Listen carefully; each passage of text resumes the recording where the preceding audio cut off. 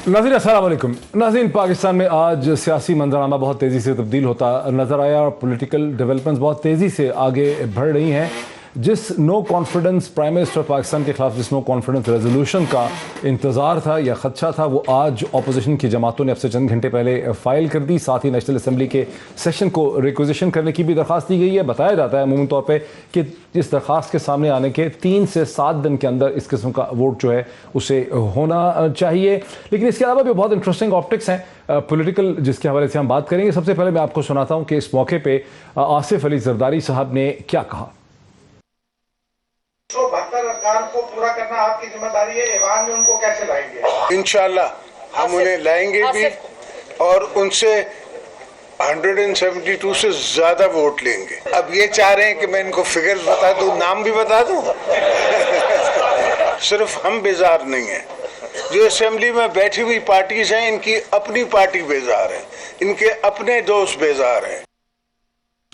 नाज़रीन, ये टुकड़ा जो मैंने आपको सुनाया ये उस प्रेस कॉन्फ्रेंस में से है, उस जॉइंट प्रेस कॉन्फ्रेंस में से है जो आसिफ अली जरदारी साहब ने, शहबाज शरीफ साहब ने और मौलाना फजल रहमान ने अब से चंद घंटे पहले इस्लामाबाद में की।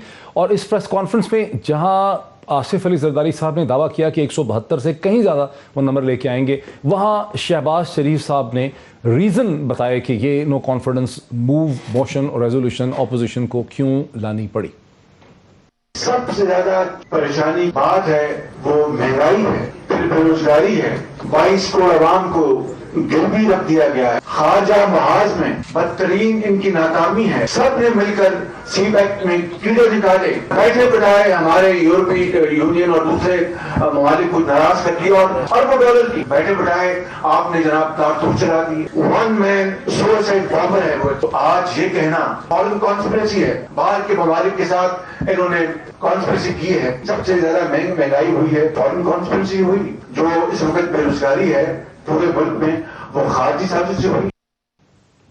अब अपोजिशन की जमातों ने तो जाहिर है यही कहना है कि उन्हें अदम एहतमाद की तहरीक में कामयाबी होगी, लेकिन ज़्यादा जो ऑप्टिक्स तब्दील हुए हैं वो गुज़श्ता 24 घंटे से उस वक्त बदले जब अलीम खान जो सीनियर मिनिस्टर रह चुके हैं तहरीक इंसाफ के, उन्होंने जहांगीर खान तरीन ग्रुप को ज्वाइन कर लिया और उसके बाद प्राइम मिनिस्टर के एलची और नुमाइंदे की हैसियत से गवर्नर सिंध इमरान इस्माइल साहब ने उन्हें री एंगेज करने की कोशिश की, लेकिन अब तक वो री एंगेजमेंट की कोशिशें कामयाब नहीं हो सकी। अब से थोड़ी देर पहले, चंद घंटे पहले, जनाब नौमान लंगड़ियाल साहब ने, जो MP हैं पंजाब के तहरीक इंसाफ के, उन्होंने एक बार फिर कह दिया कि माइनस बुजदार फार्मूले के अलावा किसी किस्म की चीज़ पर समझौता नहीं हो सकता। क्या अल्फाज हैं नौमान लंगड़ियाल के, ज़रा सुन लीजिए। एक मेंबर इस बात पे मुत्तफिक है कि माइनस बुजदार बात आगे बढ़ेगी और हम जहांगीर खान तरीन साहब को पूरा इख्तियार दे के बैठे हैं कि वो जो फैसला करेंगे हम सबको आमीन होगा। ये वो ऑप्टिक्स है नाजरीन जो हुक्मरान जमात के लिए और प्राइम मिनिस्टर इमरान खान के लिए ज़्यादा डिस्टर्बिंग है अपोजिशन के क्लेम से भी, बिकॉज यही वो ऑप्टिक्स हैं जो अपोजिशन के क्लेम्स के अंदर और भी बहुत से ऑप्टिक्स आ रहे हैं जो ज़्यादा वजन डालते हमें नज़र आते हैं। मेरे साथ स्टूडियोज़ में तशरीफ़ रखती हैं जनाब शाइस्ता परवेज़ मलिक साहिबा, सीनियर लीडर हैं PMLN की लाहौर से। Very warm welcome Shaista Parvez Malik साहिबा। मेरे साथ ही फ़ारूक हबीब साहब तशरीफ़ रखते हैं, minister of state for information broadcasting है तहरीक इंसाफ की तरफ से। मुझे पाकिस्तान पीपल्स पार्टी के रहनुमा काबिल दखील भी ज्वाइन कर सकेंगे, लेकिन सबसे पहले मैं एक इंपॉर्टेंट इशू पे 5 मिनट, सिर्फ 4-5 मिनट बात कर लूँ डॉक्टर फ़ारूक सलीम साहब से, जो पॉलिटिकल साइंटिस्ट हैं, पॉलिटिकल कमेंटेटर हैं। डॉक्टर फ़ारूक सलीम साहब, अस्सलाम वालेकुम। जी वालेकुम अस्सलाम। डॉक्टर फ़ारूक सलीम साहब, अब शहबाज शरीफ साहब ने जो रैशनल दिया है, उन्होंने जो रीजनिंग दी है, और उससे पहले भी ज़ाहिर है अपोजिशन लीडरान वही रीजनिंग दे रहे हैं कि हम आवाम की मुश्किलात की वजह से मजबूर हो गए हैं, जो माशी मुश्किलात हैं उस वजह से हम मजबूर हो गए हैं इस अदम एहतमाद की तहरीक को लाने के लिए। लेकिन आप हमें बता सकते हैं कि इस वक्त अगले 4-5 माह में हुकूमत ने कितनी पेमेंट्स करनी है, किस किस्म के इकोनॉमिक चैलेंजेस हैं गवर्नमेंट के सामने, और अगर हुकूमत फॉल कर जाती है तो नई हुकूमत आएगी तो उसको क्या इंपॉर्टेंट स्टेप्स लेने होंगे जहां आवाम को रिलीफ देनी होगी? जी डॉक्टर साहब, 2 सवाल हैं आपके सवाल के, 2 सवालात छुपे हैं आपके बड़े सवाल के अंदर। देखिए, पहली चीज तो जो सबसे बड़ा चैलेंज मैं समझ रहा हूँ बैरूनी सेक्टर के हवाले से, वो 2 बहुत बड़े चैलेंज है। एक तो तजारती खसारा जो है, जिसका पूरे साल का हद हमने 28 अरब डॉलर रखा था, वो 8 महीनों में 32 अरब पे पहुंच गया है, जिसका मतलब ये है कि पाकिस्तान की 74 साल तारीख का बुलंद तरीन तजारती खसारा हम देखने चले हैं 12 महीने का। अगर प्रोजेक्शन लगाएं तो प्रोबेबली $50 बिलियन का तजारती खसारा आ रहा है। और उसके साथ जो पेमेंट्स हैं बैरूनी कर्जा जात के ऊपर, ये दो बहुत बड़े चैलेंजेस होंगे कि तजारती खसारे को फाइनेंस किस तरह किया जाता है, उस $50 अरब की जो जरूरत है वो कहाँ से पूरी होती है, और फिर जो हमने कर्जा जात बैरूनी सेक्टर में पे कर रहे हैं उनका क्या बनता है। दो बड़े कर्जा जात हैं, एक मार्च की 23 तारीख को कोई $2 अरब मैच्योर हो रहा है, लेकिन वो चाइना की तरफ से है। पाकिस्तान की तरफ से दरखास्त ऑलरेडी जा चुकी है कि उसको रोल ओवर कर दें, यानी कि उसको रिन्यू कर दें, लेकिन मैच्योर वो होने चला है मार्च की 23 तारीख। और मार्च की 25 तारीख को चाइना का एक और लोन है जो कमर्शियल लोन है, वो तो $2.2 अरब का लोन है। उसकी भी दरखास्त जो चाइनीज बैंक हैं उनको हुकूमत पाकिस्तान वजारत खजाना ने भेज दी है। उसके अलावा जो बिटवीन टुडे एंड जून जब बजट आएगा, जब नया माली साल शुरू होगा, जो मजबूरी अमाउंट है कर्जा जात की जो वापस करनी है वो तकरीबन $8.5 अरब की है। अब प्रॉब्लम ये आ रहा है कि IMF के साथ ठीक है, तो डॉक्टर साहब ये तो तहरीके इंसाफ की हुकूमत को शुक्रिया अदा करना चाहिए ऑपोजिशन का कि इनकी जान छुट रही है इस पूरे क्राइसिस से। क्या ये इतना मुश्किल क्राइसिस होगा? डॉक्टर साहब, हुकूमत छोड़ना किसी के लिए भी आसान काम नहीं होता। जैसे पाकिस्तान में तो कहा जाता है कि पटवारी अपना दफ्तर नहीं छोड़ता। यहाँ पे प्रॉब्लम्स एंड चैलेंजेस तो बहुत बड़े हैं, लेकिन हुकूमत छोड़ देना इसके एवज वो आई थिंक सियासी तौर पे तो कोई उस सिमत में हमने कभी किसी को जाते देखा नहीं। मैं IMF के वादों के हवाले से आपसे बात कर रहा था कि फरवरी 2021 में जो वादे किए गए थे वो फिर नए वजीर खजाना साहब आए, उन्होंने तोड़ दिए। अब मिनी बजट आपको याद आया था जनवरी 2022 में, उसमें टैक्सेस बढ़ाए गए थे। फरवरी की 28 तारीख को वजीर आजम साहब ने अपनी तकरीर के दौरान वो सारे वादे भी तोड़ दिए। तो हमें डॉक्टर साहब बहुत शुक्रिया, मैं सिर्फ एक समझना चाह रहा था। डॉक्टर साहब बहुत शुक्रिया, मैं अपने पॉलिटिकल डिस्कशन में सिर्फ समझना चाह रहा था। डॉक्टर साहब बहुत शुक्रिया। डॉक्टर फारूक सलीम साहब हम एक्सप्लेन कर रहे थे कि किस किस्म के इकोनॉमिक चैलेंजेस होंगे अगर एक नई हुकूमत इस स्टेज पे आ जाती है। डिस्कशन को आगे बढ़ाते हैं। जनाब डॉक्टर फारूक हबीब साहब, जो ऑप्टिक्स हैं, मतलब ऑपोजिशन तो चले कह रही है कि हमारे पास आसिफ अली जरदारी साहब ने कहा 172 से बहुत ज़्यादा, लेकिन जो ऑप्टिक्स हैं वो टोटली आपके खिलाफ टर्न अराउंड करें। आपसे थोड़ी देर पहले में खबर आई कि चौधरी शुजात साहब जिनको सब मिलने जाना चाहते थे वो अब लाहौर से ट्रैवल करके मौलाना फजल रहमान को यहाँ मिलने आ रहे हैं। ये वो सब ऑप्टिक्स हैं। कुछ लोगों पर पाबंदियाँ लगी थी, वो पाबंदियाँ अचानक आज हट गई हैं। ये सब ऑप्टिक्स और सिग्नल ऐसे हैं कि एक बिल्कुल माहौल तब्दील हो गया। देखिए, हमें किसी की पाबंदी लगाना या लगाने से हमें कोई जो है वो फ़र्क नहीं पड़ता बुनियादी तौर के ऊपर। और जहाँ तक रहेगी बात, आप ऑप्टिक्स के हवाले से बात कर रहे हैं, अगर कोई हमारी पार्टी के लोग हैं वो हमारी पार्टी के लोग हैं, चाहे वो जागीर तरीन ग्रुप के लोगों का नाम लेते हैं या अलीम खान का नाम लेते हैं, वो कहीं नहीं जा रहे। वो पहले भी पार्टी के साथ थे, आज भी पार्टी के साथ। 9 लोग ही तो इनको चाहिए, 163 उनके पास अपने हैं। नहीं, मैं सुन लेना, इशू ये है कि जो अपनों में से कितने साथ खड़े हैं, ये भी तो एक सवाल है जो हर बार आपके इल्म में है कि 25 से 30 लोग इनके आगे पीछे हो जाते हैं। वो तो तब इससे पहले भी आपके फेवर में नहीं। आपको याद होगा कि ये चेयरमैन सेनेट के खिलाफ अदम एतमाद लेकर आए थे और उसमें तो वाज़ेह अक्सरियत इनकी थी, तो इनके लोग जो है वो गायब हो गए थे। लोग खड़े होकर 160 कह रहे हैं कि हम अदम एतमाद लाना चाहते हैं। जब वोटिंग की बारी आई तो उसके बाद गायब हो गए थे। बुनियादी तौर के ऊपर क्या एजेंडा है? बुनियादी तौर के ऊपर आज हमें कह रहे थे मुल्क का मुफाद उस वक्त कहाँ चला गया था जब 3 बार इनको इक़्तिदार मिला। सारे इदारे मुल्क के तबाह बर्बाद, PIA खसारे में, रेलवे खसारे में, सुई गैस खसारे में, बिजली का सर्कुलर डेट 1967 के बाद कोई डैम नहीं बना, बेरोज़गारी तारीखी, कर्जे तारीखी, लूटमार तारीखी, मनी लॉन्ड्रिंग तारीखी, पापड़ वाले, फालूदे वाले, मकसूद चपड़ासी, मसूर अनवर, ये सब कुछ आपके सामने होता रहा। आज फजल रहमान का जो रुख है वो मशरिक़ की जानिब होता है, जरदारी का रुख मगरिब की जानिब होता है, शहबाज शरीफ का रुख शमाल की जानिब होता है। आज इकट्ठे क्यों हो रहे हैं? उसकी बुनियादी वजह क्या है? क्योंकि इमरान खान ने इनके साथ हाथ नहीं मिलाया। इमरान खान ने जो है वो इनको किसी किस्म की कोई इत्तेसाब के अमल में कोई इनको फेवर फराहम नहीं की। ये तो होगी ना रैशनल, क्योंकि रैशनल सही है, उस वजह से ये इकट्ठे होना चाहते हैं। दूसरा इशू है, मुझे आप ये बताएं कि हमें कोई बैठ के पाकिस्तान में कोई बैठ के ये डिक्टेट नहीं करेगा कि हम जो है वो किस इशू के ऊपर हमने क्या स्टांस लेना है।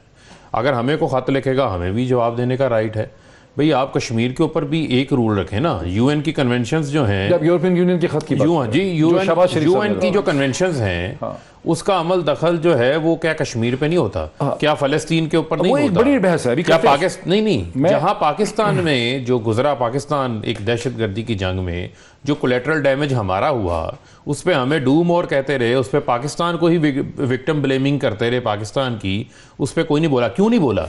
यही शहबाज शरीफ, यही नवाज शरीफ, यही आसिफ अली जरदारी 460 ड्रोन हमले होते रहे, खामोश रहते हैं, माजर खाना रवैया अख्तियार करते हैं।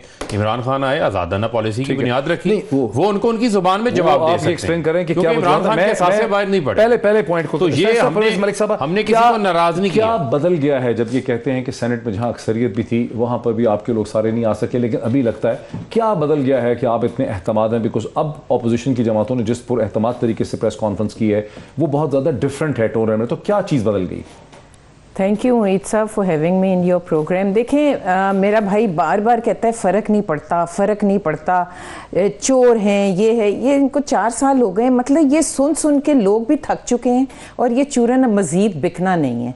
देखें, इनको फ़र्क पड़ना चाहिए था, इनको डे 1 से फ़र्क पड़ना चाहिए था कि जब महंगाई बढ़ रही थी, बेरोज़गारी बढ़ रही थी, इन्होंने जो वादे किए थे वो ये पूरे नहीं कर रहे थे, इनको फ़र्क पड़ना चाहिए था, लेकिन इनको कोई फ़र्क नहीं पड़ा।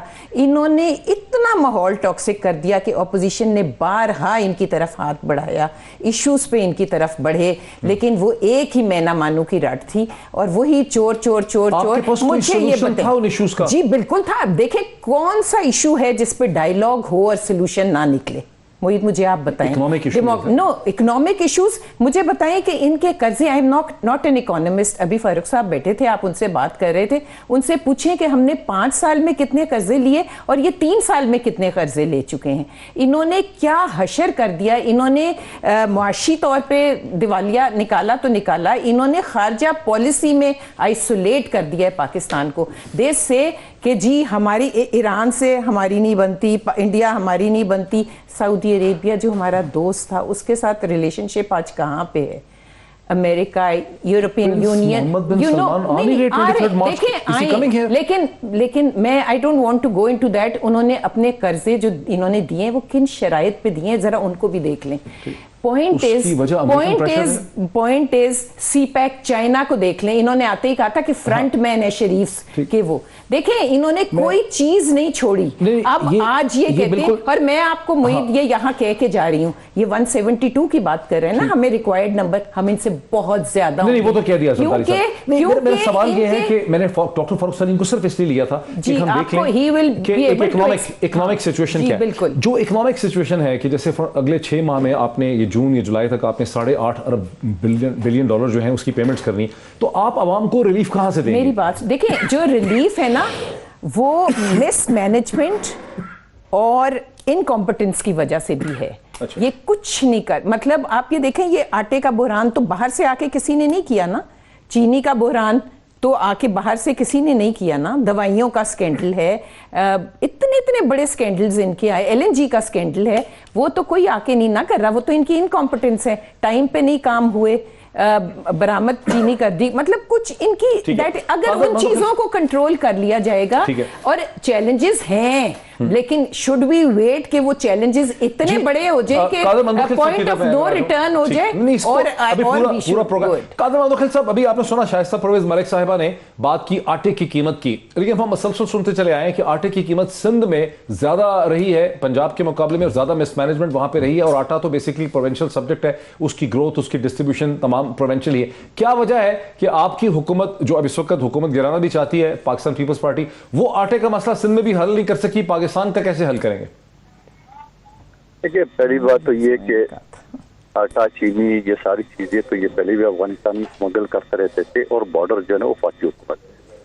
हम गंदम खरीद रहे 2000 रुपए में, और ये खरीद रहे पंजाब में 1800 में, एक थोड़ा सा फर्क है, ठीक है। दूसरी बात ये कि ये बहुत सारी चीजें आपको याद हो, इमरान ऐसा फरमाते थे कि डॉलर, अगर $1 हो गया तो 1 अरब रुपए खसारा होगा। और फिर पेट्रोल से आप देख रहे हैं, आपको याद होगा पीपल्स पार्टी के दौर में $147 भी बैरल था, और हम दे रहे थे 106 रुपए में। आज 80-85 रुपए जब डॉलर आ गया तो ये 150-162 तक पहुंच गए। और फिर मजीद जब वो आलमी मंडी में, आपको पता है इससे पहले ये कहते थे महीने में एक मरतबा समरी अच्छी उगरा की, उसके बाद उन्हें 15 दिन में कर दिए। अब 15 दिन के बाद वो ये कहते थे मैं कुछ नहीं कर सकता, आलमी मंडी में तेल महंगा हो गया, ओगरा एक इंडिपेंडेंट अदारा है, उन्होंने समरी भेज दिए। आज 15 दिन पहले जो उन्होंने 12 रुपए महंगा कर दिया पेट्रोल, और फिर समरी आई उनके पास 8 रुपए की, उसकी बजाय 8 रुपए खत्म करने की या उसको करने की मजीद 10 रुपए कम कर दिया।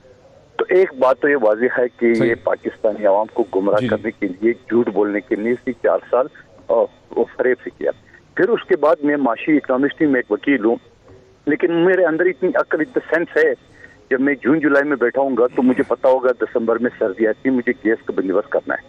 और फिर जब मैं दिसंबर में बैठा हूँगा तो मुझे पता होगा कि बिजली की खपत होगी जून जुलाई में, मुझे उसका बंदोबस्त करना होगा। ये इतनी बड़ी बढ़के मारे हैं ये लोग, और एक जलसे, अवामी जलसे में यूरोपियन यूनियन को जवाब दे रहे हैं। आपको पता है यूरोपियन यूनियन का हमारा पीपल्स पार्टी के दौर में GST प्लस हमने इसको किया, हमारे तिजारती माहदे उनके साथ, और शहीद जुल्फकार अली के दौर में 20 लाख लोगों को बाहर भेजा गया है, जो आज कई लाख बन गए, और जिसका ये रेमिटेंस का ये एडवांटेज दिया ले रहा है। और मैं तो सही, अगर ये इतनी ताकतवर है, इतनी दलेर है। मेरा सवाल जो मैं उठाना चाह रहा था ना कादर मंदोखिल साहब, जिसको आपने इग्नोर कर दिया, वो बुनियादी तौर पे ये था कि अब जबकि आप लगते हैं कि हुकूमत को गिरा देंगे, तो आप तो पुरानी बात दोहरा रहे हैं ना कि इनकी ये तो बातें हम 2-3 साल से, आपके पास क्या लाहे अमल है? जब तेल की कीमत इस वक्त $140 पर बैरल पे जा रही है, आज हिंदुस्तान ने 20 रुपए इंडियन रुपी पर लीटर इजाफा किया, जो पाकिस्तान के हिसाब से 40 रुपए बनता है तेल की कीमत में, यहां 10 रुपए की कमी कर दी गई है। तो यहां जो इस वक्त इकोनॉमिक इश्यूज हैं, IMF है, वर्ल्ड बैंक है, इन्फ्लेशन है, ऑयल प्राइसेस हैं, एनर्जी प्राइसेस हैं, आपके पास उसकी कोई बात नहीं करते, तो आप क्या हमें लाहे अमल देंगे हमारी जिंदगी बेहतर करने के लिए? देखिए, मैं वैसे जवाब दे चुका हूँ, मैं दोबारा आपको रिपीट कर लेता हूँ, लेकिन रिपीट से पहले अभी आपने खुद फरमाया कि इंडिया में 20 सर, आपने कहा कि इनकी मिस्टेक्स क्या है, आप क्या करेंगे? मैं एक जुमला तो मुझे कंप्लीट तो करने दें। अगर आलमी मंडी में पेट्रोल बढ़ गया, जो बढ़ गया यकीनन, और इंडिया ने बढ़ाया तेल, तो इसने कौन सी कैलकुलेशन करके इसको कम किया? इस सबसे बड़ा झूठ और फ्रॉड तो ये है पाकिस्तानी अवाम के साथ, क्योंकि सिर्फ और सिर्फ बिलावल भुट्टो साहब की जो आलम बुलंद की है, जो 27 तारीख से हम रोडों पे, आज भी इस वक्त फैजाबाद धरने, जो फैजाबाद जो ब्रिज है वहां से हम गुजर रहे हैं, ठीक है। तो सबसे पहले तो ये है कि इसकी झूठ फरेब तो अवाम के सामने आ गई है। दूसरी बात, मैंने आपको जवाब दे दी है, मैं वकील हूँ, इकोनॉमिस्ट भी हूँ, इतने अक्ल, इतने सेंस मेरे अंदर है, जब मैं जून में बैठा हूँगा तो मुझे पता होगा कि मुझे गैस का बंदोबस्त करना है, और गैस का बंदोबस्त करने के लिए मुझे उसके हिसाब से खरीदारी करनी पड़ेगी। और फिर अगर ये इतनी गैरतमंद है और इतनी यूरोप के आंकों में आंखें डाल के बात करे, तो लाए ना वो गैस लाइन जो आसिफ अली जरदारी ने ईरान के साथ मुआहदा किया था, जो कि ईरान के बॉर्डर तक मुकम्मल, तो खींच रहे थे पिछले 4 साल से, क्यों नहीं किया? आज कर दे, आज एतमाद के पहले ऐलान कर दे, वो गैस लाइन शुरू कर दे। मैं मान लूं इनको ये कितने ताकतवर है। सवाल ये सिर्फ आवाम को बेवकूफ बनाने के लिए, ये आज भी ये लग रहा है इनको कि ये कंटेनर के ऊपर बैठे हुए, लेकिन पाकिस्तानी अवाम जा चुके हैं। और जिस तरह इस्तकबाल सिंध के अवाम ने तो करना ही था हमारा, क्योंकि हमारी अक्सरियत है जनूबी पंजाब में से ज्यादा, सिंध के अवाम ज्यादा, सेंट्रल पंजाब ने जो बिलावल भुट्टो साहब की जो ना वो ये इस्तकबाल की, वो आपके सामने की बात है। आपके टीवी चैनल, दूसरी चैनल बता रहे हैं कि कितनी लंबी रैली है और कितनी पब्लिक है, वो सब है। अब ये क्यों घबरा रहे हैं और इनके परिंदे इधर उधर क्यों उड़ रहे हैं? इस वजह से उड़ रहे हैं, इनकी नाली और नाला ब्रेक ले लूं, गुमराह के पुरखों को।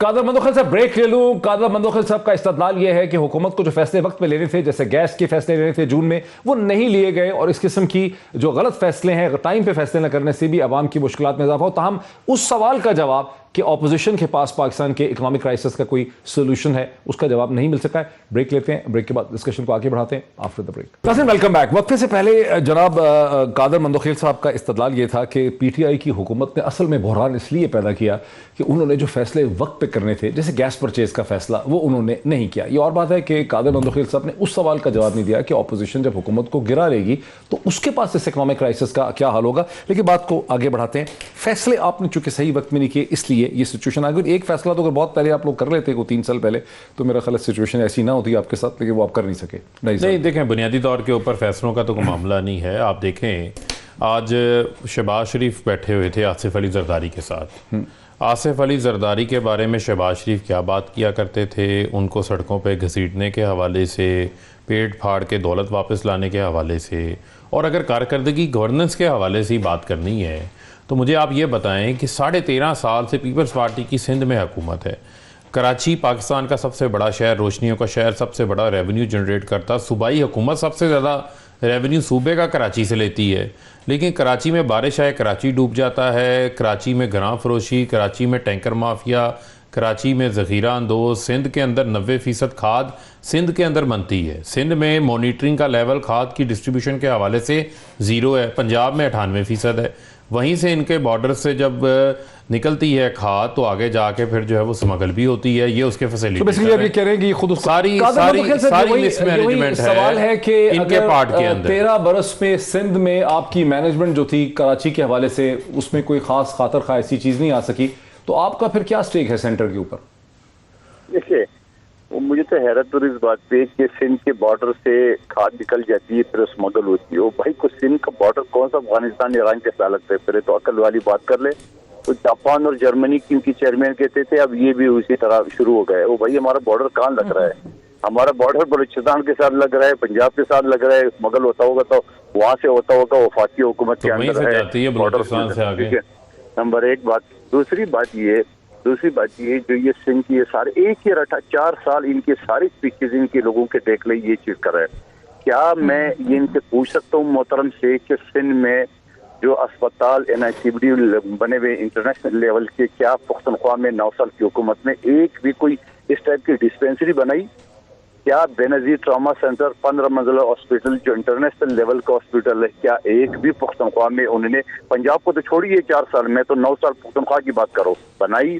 क्या उन्होंने जो है ना गम्बट में लीवर ट्रांसप्लांट जो 75 लाख से लेके 1 करोड़ तक उसका इलाज है, और जो पूरा पाकिस्तान, आजाद कश्मीर, गिलगित-बल्तिस्तान, अफगानिस्तान समेत लोगों से फायदा उठा रहे हैं, और इनकी सेहत कार्ड जो इन्होंने जाली कार्ड बना के दिए उनको, क्या ये सिर्फ ये इस तरह के कार्ड बना के सरकारी अस्पतालों को बनाने के बजाय ये प्राइवेट हॉस्पिटल को नवाजने की कोशिश कर रहे हैं?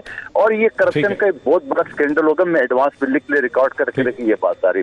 और फिर उसके बाद जो ये बात करें कराची का सबसे बड़े न्यू आप, क्या कचरा लाहौर भी नहीं है? क्या कचरा में हम अभी GT रोड से गुजर के आ रहे थे, हमने रोडों काल भी देखा, हमने इनके कचरे भी देखा, सब देखा। कराची फोकस है। और फिर ये कराची कहते हैं कराची का रेवेन्यू जो है, कराची का रेवेन्यू हमारे हाथ में है या वफाकी हुकूमत में? क्या NFC अवार्ड के जरिए आपने हमें पैसे पूरे दिए? ये जरा हिसाब पूछने से। तो ये सारी एक लॉजिकली और टेक्निकली बातें हैं जो कि इनकी समझ से बालातर है। इनके समझ में सिर्फ गाली गलोच है। इनके आज भी प्राइम मिनिस्टर जो है मैं थोड़ा सा सियासी जो अभी की नामों से बात ये है कि जी मामला ये है कि सिंध में बहुत अच्छे हॉस्पिटल हैं बकौल इनके, ठीक है। हाँ, उसी कोई एक ऐसा हॉस्पिटल बता दें जहां पर आसिफ अली जरदारी साहब ने अपना इलाज करवाया हो। वो बीमार हुए थे, आपको याद है, दुबई के हॉस्पिटल में जाके दाखिल हुए थे। उन्हें सिंध के ये जिन हॉस्पिटलों की ये कारकर्दगी बता रहे हैं वहां पे जाके वो इलाज नहीं करवाते। इमरान खान तो 2 बार इमरान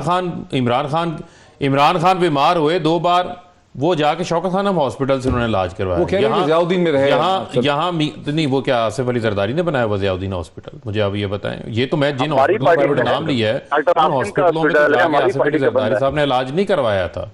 डॉक्टर आसिम का अच्छा वो आप अच्छा चले मैं इसके सियासी गवर्नमेंट अगर फॉल कर जाती है, हम सुनते थे कि PMLN चाहती है कि फौरी तौर पर इलेक्शन हो जाए, लंबा इंटरम सेटअप भी ना हो, लेकिन अभी सुनने में आ रहा है कि नहीं, एक नया प्राइम मिनिस्टर आ जाएगा, मतलब एक जॉइंट होगा। तो कौन आपका प्राइम मिनिस्ट्रियल कैंडिडेट है? कौन इसमें क्या? मेरी बात सुने, मैं पहले इनका जवाब देना चाहूंगी। ये बड़ी हर शो में बैठ के ये लोग कहते हैं कि पेट फाड़ेंगे, पैसे निकालेंगे, ये होगा वो होगा। नहीं, ये इन्होंने अभी कहा कि जरदारी साहब को, शहबाज शरीफ के। मेरी बात सुने, ये निकलवाएं इनकी क्लिप्स कि ये एस्टेब्लिशमेंट को क्या कहते थे, क्या इनकी तासरात थे उनके लिए, ये चौधरियों को क्या कहते थे, ये शेख रशीद साहब के लिए क्या फरमाते थे। ये मतलब ये हर चीज़ का रिकॉर्ड मौजूद है आपके आर्काइव्स में। इनका निकाल के इनको सुनवाएं कि ये क्या क्या बातें करते थे और इन्होंने क्या क्या सारी जमातों ने गैर ज़िम्मेदाराना बातें की हैं। इस पे अभी क्या होगा? Who will be the prime minister? देखें, अब एक पहला इशू सॉर्ट आउट हो जाए कि इनको हमने आउट करना है। जो हमारे हलकों में डिमांड में नहीं, अभी ये तो क्लेम कर रहे हैं ना कि हमारे लोग टूट टूट के जा रहे हैं, इनके कहीं नहीं जा रहे। अभी इन्होंने कहा है कि कुछ लोग हैं जो हमारे इनके साथ मिलने लगे हैं और ये नाकाम होने लगे। ऑप्टिक्स तो शेप हो रहे हैं ना इस चीज में। चौधरी शुजात अगर आ रहे हैं मिलने के लिए मौलाना फजल रहमान को, तो ऑप्टिक्स आपके फेवर में जा रहे हैं, फेवर में जा रहे हैं। प्राइम मिनिस्टर कौन होगा? देखिए प्राइम मिनिस्टर जिस तरह बातचीत डिस्कस होके ये फैसला हुआ है उस तरह आगे भी हो जाएंगे। इलेक्शंस की तरफ देखिए जाना मैं चाहेंगे उस चीज या के एक लिए नई हुकूमत बनेगी? आप देखिए there are certain things to be done before the elections, वो काम होने हैं जो इन्होंने उल्ट पुल्ट किए हैं, उनको भी तो थोड़ा सा सही करना है ना। प्राइम मिनिस्टर अगर उतर जाएगा तो वो देखिए मैं उस नया प्राइम मिनिस्टर बनना होगा। मैं उस कमेटी का हिस्सा नहीं हूं मोहित जिसमें ये फैसले हो रहे हैं, लेकिन रेस्ट अश्योर्ड कि सब पार्टीज बैठी हैं, बातचीत कर रही हैं, डायलॉग हो रहा है और हर मुश्किल चीज जो मैंने आपको पहले कही है थ्रू डायलॉग आप देख लेंगे with in a few days. अब तो अनफोल्ड हो जाएंगी चीजें। आप हमारी रहनुमाई कर सकते हैं कि बिलावल भुट्टो प्राइम मिनिस्टर के कैंडिडेट होंगे या शाहिद खाकान अब्बासी होंगे या फिर इसे कहते हैं शहबाज शरीफ साहब होंगे, कुछ लोग कहते हैं शायद आसिफ अली जरदारी साहब खुद ही हों। देखिए जो भी होगा वो मुस्लिम लीग नून की तरफ से होगा, ये फैसला उन्होंने करना है क्योंकि ये खुद जमात है और मुस्लिम लीग नून की तरफ से होगा। अगर वो कहते हैं कि नहीं जी हम नहीं बनना चाहते, पीपल्स पार्टी से बने, तो फिर जरूर हमारी कैबिनेट फैसला करेगी। लेकिन बिलावल भुट्टो ने बड़े वजह कहा किसी की अक्सरियत है। अच्छा, मैंने अगर आपको सही सुना है कि आप ये कहते हैं कि प्राइम मिनिस्टर के कैंडिडेट पीएमएलएन का होगा क्योंकि बड़ी पार्टी है ना आपकी 85 सीट्स हैं, 84 सीट्स हैं। इसका मतलब या वो शहबाज शरीफ साहब होंगे या फिर शाहिद खाकान अब्बासी होंगे। जी जो अगर कोई और थर्ड कैंडिडेट भी नहीं, third candidate I don't know, मतलब नामों पे अभी कोई फैसला नहीं हुआ है। नामों पे नहीं हुआ है। हाँ। तो ये हो गया है फैसला कि फौरी तौर पे इलेक्शन पे नहीं जाना बल्कि फौरी। मैंने आपको कहा है कि कुछ टाइम तो कुछ चीजें ठीक करनी पड़नी है ना बिफोर द इलेक्शंस। कितना टाइम लेंगे, क्या होगा? इकोनॉमी को ठीक करना चाहते हैं? नहीं, इकोनॉमी भी को भी साथ साथ वो भी बहुत इंपॉर्टेंट फैक्टर है। कुछ रिफॉर्म्स हैं, कुछ काफी मतलब वो आपके सामने slowly. I don't want to sit here and comment on it और commit on it, but time will tell you. It's a matter of days now. यानी कुछ भी नहीं आप हमें इकोनॉमी की मैयर नहीं, कुछ और मैयर लेने आपने, ये कह रही हैं? नहीं, इम्प्रूव तो करना होगा ना, कुछ मेजर्स तो लेने होंगे, कुछ तो करना होगा ना। We have to keep the country आगे मूव तो करना है ना, स्टैंड स्टिल तो नहीं होगा। देखिए फैसले होंगे मोईद और बेहतर फैसले होंगे। जो हालात अब हैं वो नहीं होंगे। ये तो सोलो फ्लाइट पे थे। में तो इकोनॉमिक डिसीजन मेकिंग आ रही है ना कि आपको आईएमएफ से कैसे डील करना है, कर्जे कैसे उतारने हैं, आप वो देख लेंगे ना। देखिए फॉरेन पॉलिसी के डिसीजन करने हैं, अमेरिका को एंगेज करना है। You will see. मैंने आपको कहा है कि आई एम नॉट पार्ट में तो मोईद आपके प्रोग्राम में after long time I am here, but I know that कि all these things are under consideration और ये हैंडल हो जाएंगी। अगर इतना बड़ा फैसला हो गया कि एक पॉइंट पे तमाम पॉलिटिकल पार्टीज आ गई हैं तो बाकी भी मसले हल। मैं एक ब्रेक ले लूँ। शाइस्ता का परवेज का ख्याल है, शाइस्ता परवेज मलिक साहिबा का ख्याल है कि बहुत अहम फैसले होने हैं। अगर प्राइम मिनिस्टर चेंज हो जाएंगे, नया प्राइम मिनिस्टर आएगा, उससे भी ज़्यादा बढ़ के बहुत अहम फैसले होने हैं। उसके बाद फैसला होगा कि इलेक्शन होने हैं या गवर्नमेंट को कंटिन्यू करना है। एक ब्रेक लेते हैं, ब्रेक के बाद बात को आगे बढ़ाते हैं। नाज़रीन वेलकम बैक। आज पाकिस्तानी सियासत का एक बड़ा अहम दिन था जब अपोजिशन की जमातों ने बिल आखिर वज़ीर आज़म इमरान खान के खिलाफ नो कॉन्फिडेंस वोट की एक रेजोल्यूशन दी और साथ ही नेशनल असम्बली के सेशन को बुलाने की रिक्वेजिशन भी दी। यूली तौर पर इसका मुमकिन तौर पर फैसला 3 से 7 दिनों में होना होता है। ये एक अहम मरहला है पाकिस्तानी सियासत का। मेरे साथ स्टूडियोज़ में गेस्ट हैं, बात को आगे बढ़ाता हूँ। क्या ये कहना सही होगा फ़ारूक हबीब साहब के उस्मान बुज़दार को बचाते बचाते वज़ीर आज़म ने अपने आप को, अपनी हुकूमत को गिरा दिया? देखिए दोनों सूबों में जो है वो केपी के हो, पंजाब हो, हमारी हुकूमत है, हमारे पास अक्सरियत है, लोगों ने हमें मैंडेट दिया है। वफाक में भी हमारी हुकूमत है, ये बचाने वाला क्या हमेशा मुतालबा था कि उस्मान बुज़दार गवर्न नहीं कर पा रहे। 1 मिनट, 12 करोड़ का सूबा। नहीं, वो ऐसी चीज़ ही कोई नहीं है। वो तो गवर्नेंस के हवाले से बेशुमार हमारे पास चीज़ें तो सारी डिसेप्शन इसी पे है ना आपकी पार्टी की तरफ। डिसेप्शन वाला इशू को छोड़ दें। इशू क्या है? इशू ये है कि आइन के अंदर आर्टिकल 63A जो है वो पीपल्स पार्टी मुतारफ़ करवाती है, जिसमें वो लेकर आते हैं क्लॉज कि अगर ख़रीदो फरोख्त की जाएगी या पार्टी के डिसिप्लिन से हट के पार्टी लीडर की मुखालफत में जाके को वोट डाला जाता है तो लोग नाअहल होंगे। अब वो वही ख़रीदो फरोख्त का बाज़ार इन्होंने लगाया हुआ है, जिस तरह सेनेट में लगाते थे अभी भी लगाते हैं। अभी भी लोगों को पैसों की जो है वो ऑफरें करवाई जा रही हैं। ये पैसा कहाँ से आ रहा है, कौन भेज रहा है, किसका क्या एजेंडा है, वो तमाम चीज़ें भी जो है वो सामने आनी चाहिए। ये तमाम चीज़ें सामने आ जाएंगी और इनको इनके अंदर से सरप्राइज़ मिलेगा। ये इसी तरह खुश थे, आपको याद होगा कि सारी PDM इकट्ठी थी, अदम एतमाद की बात हो रही थी, इस्तीफ़े देने की बात हो रही थी, एक शर्त आ गई कि नवाज शरीफ साहब वापस आ जाएं तो हम इस्तीफ़े देने को तैयार हैं। उसके बाद आपने देखा कि पीडीएम सारी तितर बेतर हो गई, उसी पीडीएम ने एक दूसरे को शोकाज नोटिस इशू करने अभी तो शुरू कर माहौल दिए। डिफरेंट लग रहा है। नहीं, हर बार इनका माहौल होता है, इनका माहौल हर बार आपको ऐसा ही लगेगा, ऐसे ही इनके ऑप्टिक्स आपको नजर आएंगे, इनके अंदर से ही कुछ ना कुछ हर बार ऐसा हो जाता है जो बाद में एक दूसरे की तरफ। यूसुफ रज़ा गिलानी को 80 वोट दिए पीएमएलएन ने, बनाना था उनको चेयरमैन सेनेट, वो इन्हीं के साथ जो चीज फारूक हबीब साहब को शक है, बन के बैठ गए। फारूक हबीब साहब को शक है कि लास्ट मिनट में पीपीपी और पीएमएलएन में रखना अंदाजी हो जाएगी, आपके इत्तेहाद में कोई चीज पड़ जाएगी।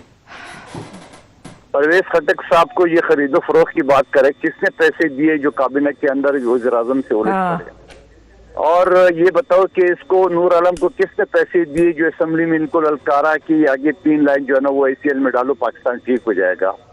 और कराची के एमएनएस को किसने ललकारा, किसने खरीदा जो गैस की लोड शेडिंग की वजह से आवाम के जवाब देते देते वो वफाकी हुकूमत के गले पड़ गए। हलीम खान जो उनका खास वफादार था, उसको किसने पैसे दिए जो आज जहांगीर तरीन से मिला? जहांगीर तरीन को किसने पैसे दिए जो इसके लिए वो मेहनत कर रहा था, सब कुछ कर रहा था, आज उनसे वो अलग हो गए। मैं इत्यादियों की तो बात ही नहीं कर रहा, मेरे भाई ये इसको खुश होने दो, अभी तो दिल्ली दूर, अभी तो ये सारा भी तो अब बिल्कुल हम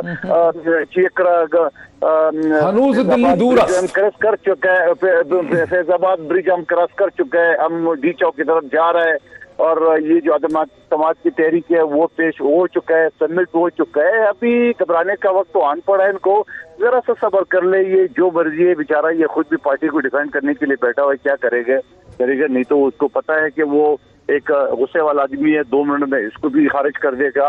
और अभी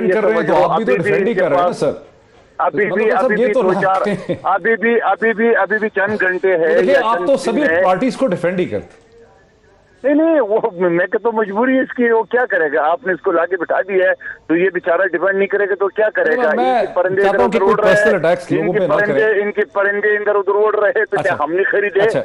ठीक है, चले, वो तो आपने एक काउंटर उनके सवाल रेज कर दिए, लेकिन शाइस्ता परवेज मलिक साहब, जो फारूक हबीब ने सवाल उठाया कि पिछली जितनी भी हम हिस्ट्री देखते हैं आखिर में कुछ हो जाता है, पीएमएलएन पीपीपी के बहरहाल सियासी इंटरेस्ट मुख्तलिफ हैं, आगे एक फ्यूचर है, किसने प्राइम मिनिस्टर बनना है, किस किस्म की तब्दीलियाँ लानी है, कैसे इकोनॉमी को मैनेज करना है, तो ये ऐसे इश्यूज हैं, कहीं कोई डिसरप्शन ही ना हो जाए। मोईद, आपने ये देखा कि ये कब से इस बात का मजाक बना रहे थे कि वोट ऑफ नो कॉन्फिडेंस है, ख्वाब देख रहे हैं, फिर ख्वाब की आंख खुल गई, फिर ये हो रहा है वो, अब आ गया ना, जमा हो गई ना।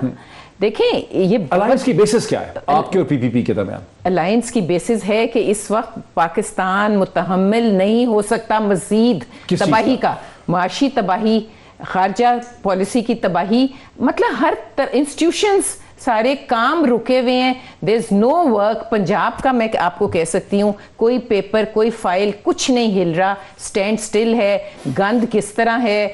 अब भागे फिर रहे हैं और कह रहे हैं कि फौरन कोई ऐसे प्रोजेक्ट्स लाओ जिनको हम विद इन डेज पूरे करके दे सकें, और मैं नाम भी ले लूंगी प्रोजेक्ट्स के अगर, लेकिन it's too little too late वाली बात है। देखें, इनके अंदर इतनी तोड़फोड़ है कि ये उसको अब नहीं बचा सकते। आज पंजाब में किसको भेजा है? परवेज खटक साहब को, जिसको इन्होंने, वक्त ही मेरा खत्म हो गया। शाइस्ता परवेज मलिक साहब, फारूक हबीब साहब और कादर मंदोखेल साहब का बहुत शुक्रिया आज की इस डिस्कशन में। ये आपने देखी ऑप्टिक्स हुकूमत के खिलाफ है, लेकिन आप कह नहीं सकते कि फाइनली होगा क्या। आज इतना ही, फिर मुलाकात होती है आपसे, बहुत शुक्रिया।